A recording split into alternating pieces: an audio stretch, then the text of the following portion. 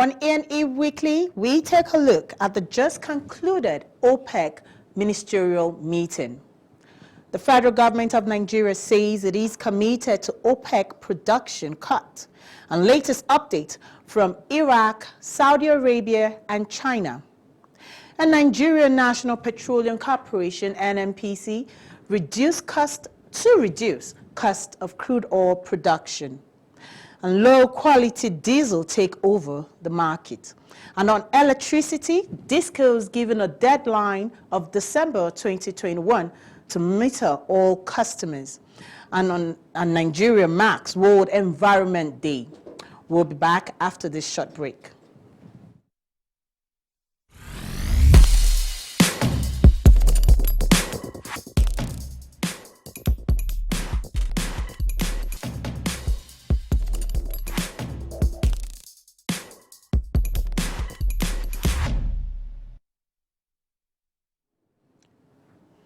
Welcome to E&E Week. Welcome to Energy and Environment Weekly. I'm Joycelyn Elakeche Ada. We are starting off with updates from the 11th OPEC and non-OPEC ministerial meeting held via video conferencing on the 6th of June 2020.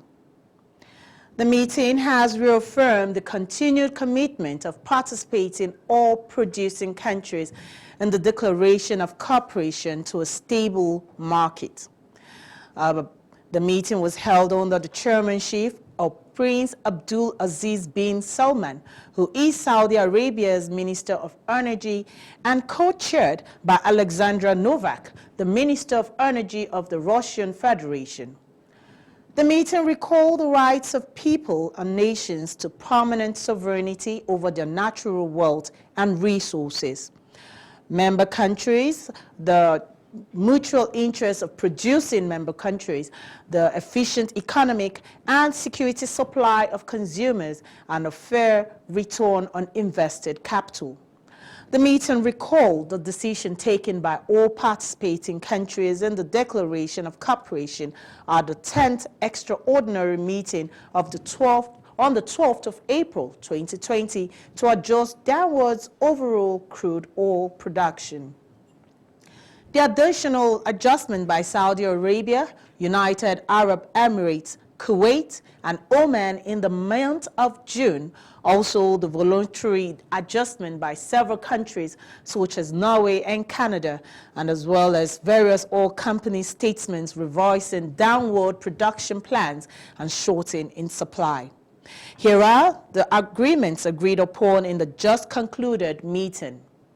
The meeting reconfirmed the existing arrangements under the April agreement. It subscribed to the concept of compensation by those countries who were unable to reach full conformity in May, June, with a willingness to accommodate it in July, August, and September. And in addition to their already agreed production adjustment for such months, it agreed on the option of extending the first phase of the production adjustment pertaining in May and June by 1 month further. It recognized that the continuity of the current agreement is contingent on them fulfilling elements of 1 and 2 above.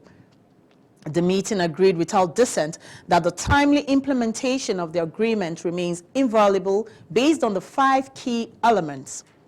The meeting also called upon all major oil producers to proportionally contribute to the stabilization of the oil market. What this means is that OPEC, Russia, and its allies have agreed to extend the record oil production cuts until the end of July. This is an effort to continuation of the deal that has helped to soar crude oil prices in the past 2 months, taking off about 10% from the global market. OPEC also asked Nigeria and Iraq, which exceeded production quotas in May and June, to compensate with extras in July and September.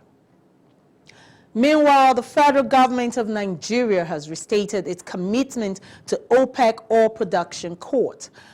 The Minister of State for Petroleum Resources, Chief Timipre Silva, said in the month of May, Nigeria reduced its production to 1.613 million barrels as against the 1.829 million barrels originally earmarked, representing a compliance rate of about 52%.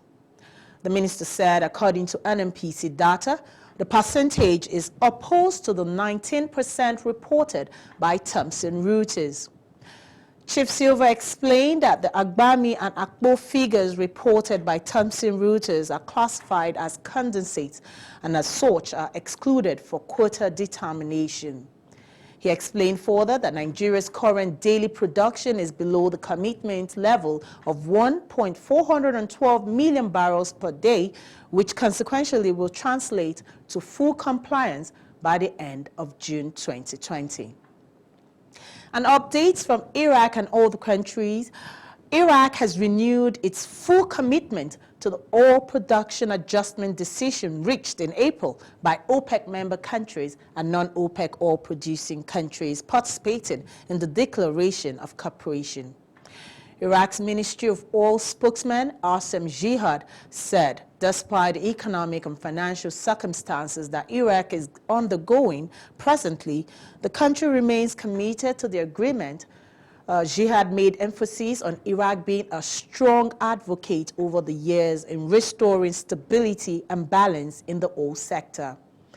The Iraqi spokesman said there is ongoing dialogue with the Secretary General of OPEC, Mr. Mohammed Barkindo, and the President of the OPEC Conference and Algeria's Minister of Energy, Mr. Mohammed Akbak, and other oil and energy ministers to discuss oil market development and the main factor affecting the oil market, which is the coronavirus, is still active and affecting economies and causing social restrictions.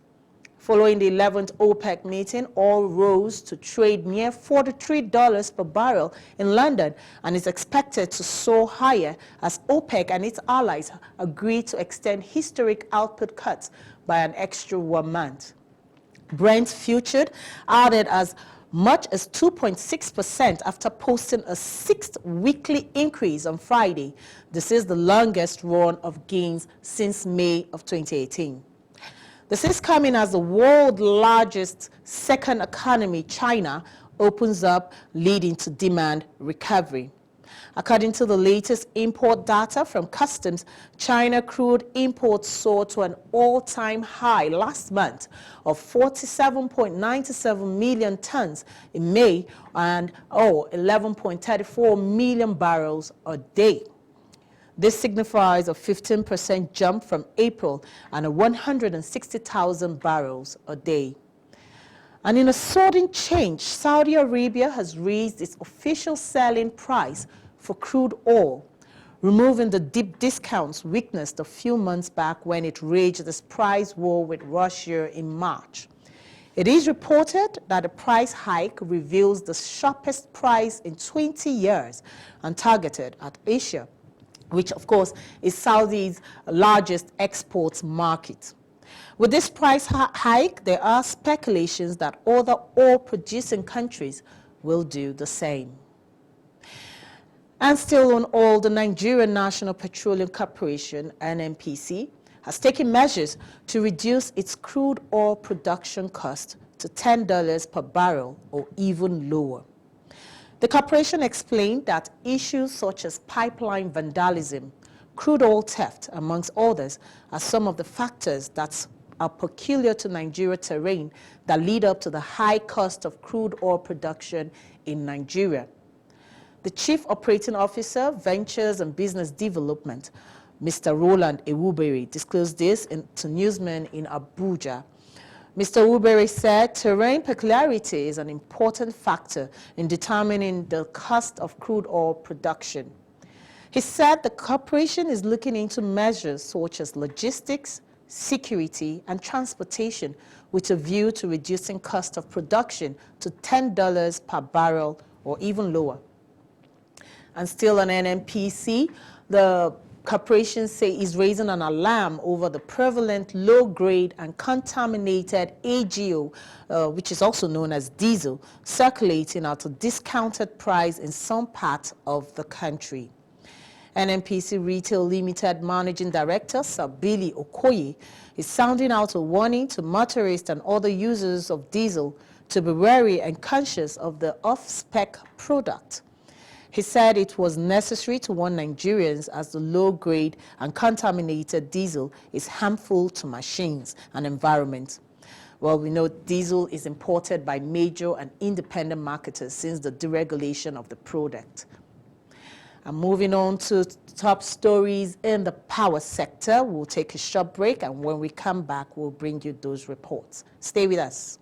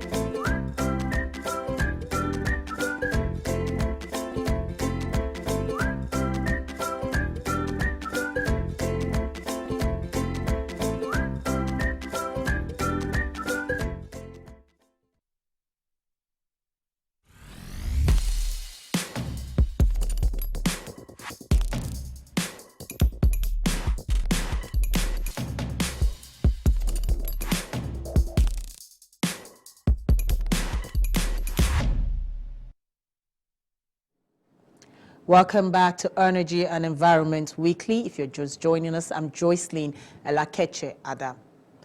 Electricity distribution companies, also known as DISCOs, have been given a deadline to close the metering gap in the power sector. The Nigerian Electricity Regulatory Commission, NERC, gave the DISCOs till December 2021 to meter all its customers around the nation. According to NEC, only about 37%, which represents 3.9 million Nigerians, are registered and metered by DISCOs. According to the latest report from NERC covering the last quarter of 2019, inadequate metering of customers is a major reason why customers refuse to pay for their estimated bills. The NEC report shows that only Abuja and Benin DISCOs have metered over 50% of the registered electricity customers as at the end of December 2019. Estimated billing has been a cause of concern to many unmetered electricity users. Most customers complain of being overbilled and not having enough power supply to justify the estimated bills that they receive. Meanwhile, the ongoing test run of the 55 megawatts Osiomo power plant located at Ologbo axis of Benin Sapele Road has lifted the spirits of residents of the town. The power plant is expected to power government facilities and other private concerns. And let's go to Lagos.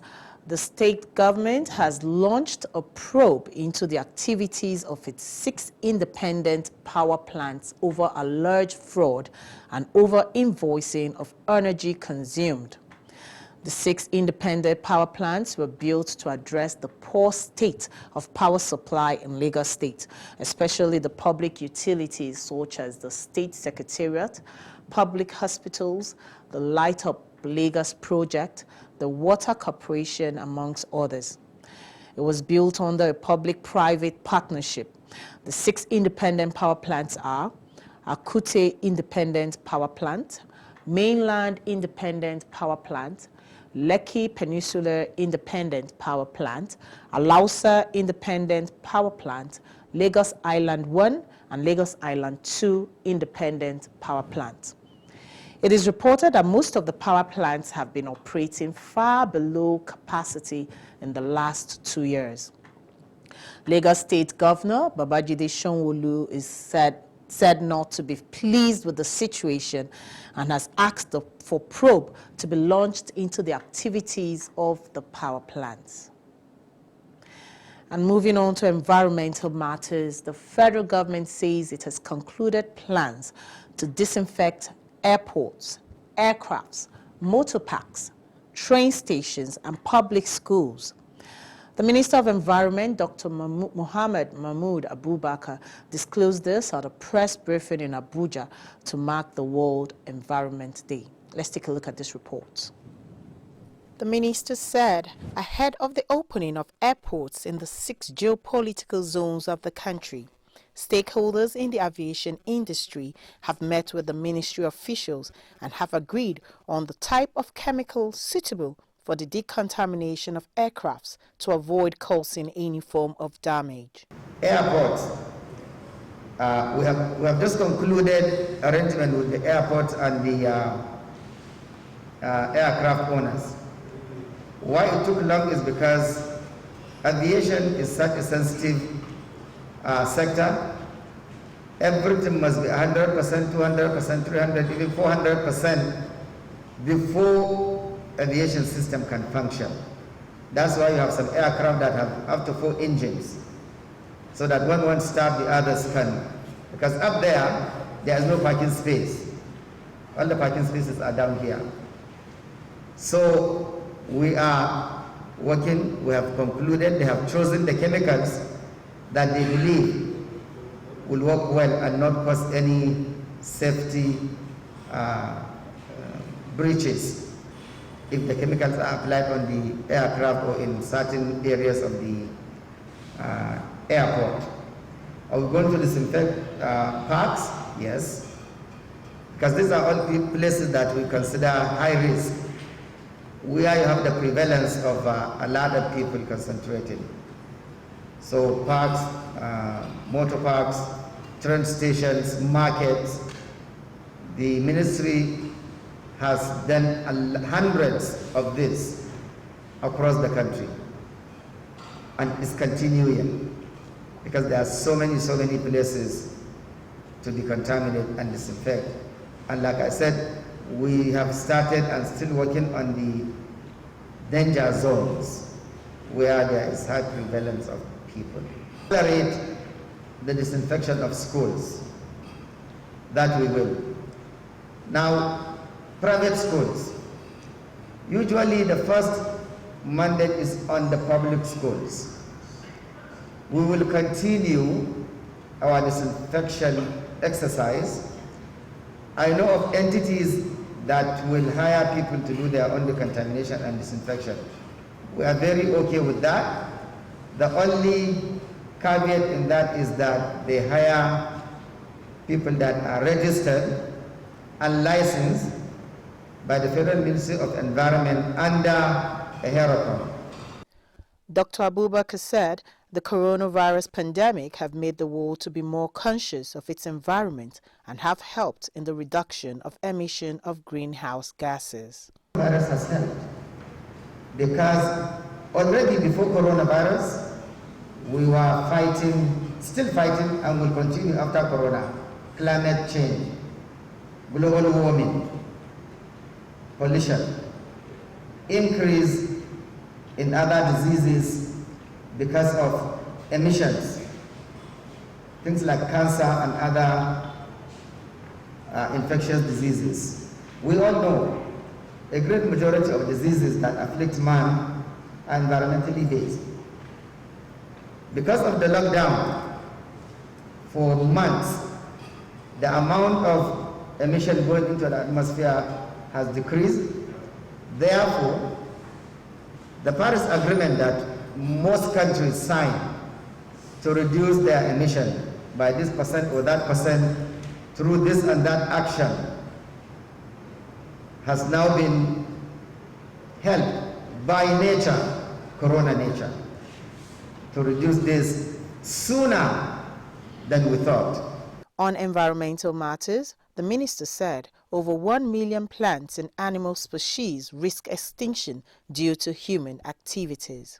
He said this year's theme, Time for Nature for World Environment Day, is appropriate considering the fact that researchers and scientists have established that coronavirus is a zoonotic disease. The minister said biodiversity must be restored, conserved and protected as an antidote to COVID-19 recovery. He disclosed that the government is fully committed to the Global Biodiversity Framework under the Convention of Biological Diversity.